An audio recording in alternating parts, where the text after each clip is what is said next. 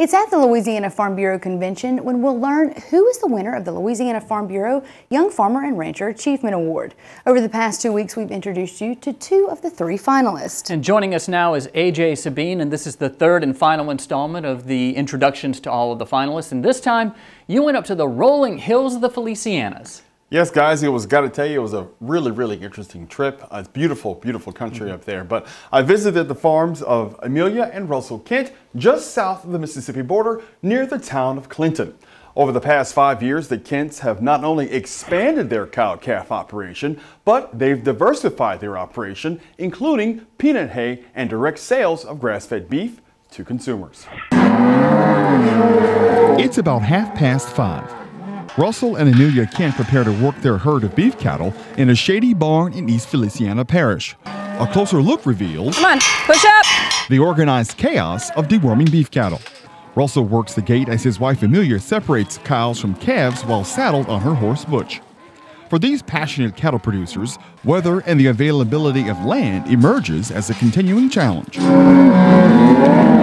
Finding the land has probably been the hardest part.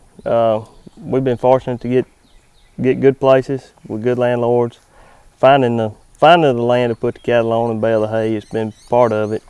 The other part has been weather. I mean, here lately the weather's been wet, but we went back 4 or 5 years ago, the weather's pretty dry. To react to the changing climate patterns, the wet, the dry, all patterns that have existed before, in my opinion, are out the window.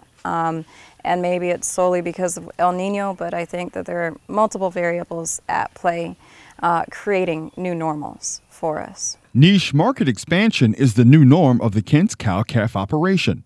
This perennial peanut forage is an alternative to grain-based nutrition. The couple explains that it's a profitable client favorite when traditional forage stocks run low. By the time he needs it, the grass is playing out and he's on grass fed. He can't give them any grain, so this fills the void between summer grass running out and ryegrass coming up. And we've also used it for the same purpose. We keep a lot of replacement heifers each year, and we've primarily focused their nutrition in that same time frame when we're weaning and they're out of summer grass. Back in the pen, the Kents, along with a few hired hands, try to cull calves from the rest of the herd. However, one calf won his battle with a gate.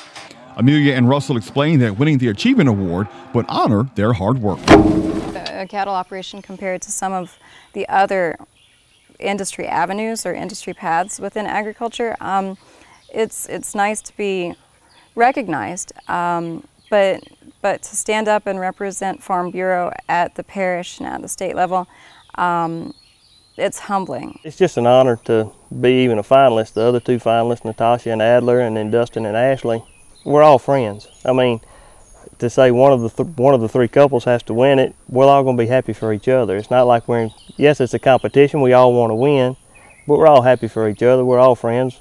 Amelia and Russell have more than 300 head of mama cows and heifers on their ranch. While the couple works cows both in East Feliciana and Tangipahoa parishes, it's the love of animals that drive their success. I've always enjoyed the cows.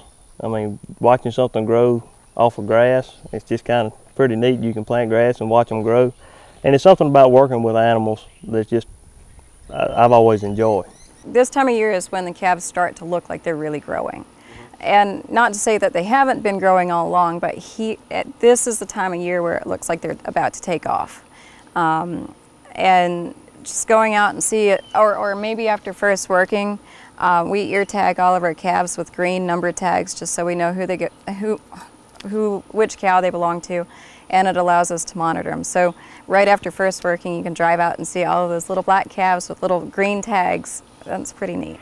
The winner of the YF&R Achievement Award will receive a $40,000 credit for the purchase of the GM vehicle of their choice, among other cash and prizes. And Avery and Kristen, a little known facts about the Kents. Amelia is a graduate of Wellesley College in Massachusetts. You may know some of their alumni, including but not limited to former Secretary of State Madeleine Albright. And Russell is a loan officer with Farm Credit.